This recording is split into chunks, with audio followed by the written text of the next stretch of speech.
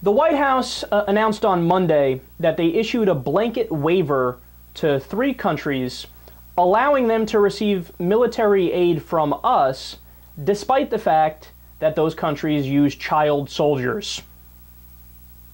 Yeah. There was a law signed in 2008, the Child Soldiers Prevention Act, or CPSA, and it barred the U.S. from providing military assistance to countries who have, quote, governmental armed forces or government-supported armed groups, including paramilitaries, militias, or civil defense forces, that recruit and use child soldiers.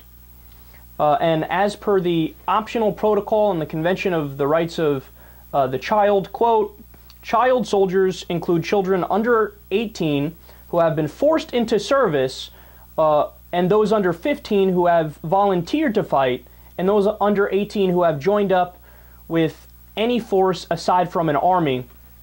It also includes those who serve in a, quote, support role such as a cook, porter, messenger, medic, guard, or sex slave. And President Obama has the authority to waive this law or certain provisions of this law because, quote, a national security interest waiver was built into the law, giving the president the authority to override the law should he deem it necessary to do so. And that is precisely what he did yesterday, issuing blanket waivers to Yemen, Chad, and South Sudan, who are all known to use child soldiers. So you go get them, Mr. Progressive Lion President you are. I didn't know that arming children is progressive. Well, I guess you learn something new every day. And the reality of the situation here, of course, is that Obama's overlords in the military-industrial complex probably didn't give him a choice. And that might sound conspiratorial, but when you actually look at the workings of the system, it's really not all that conspiratorial at all. So the way it works is we give a lot of countries around the world, including Egypt, which was hotly debated recently, and all these other countries, we give them financial aid, but not for humanitarian reasons or because we're good people.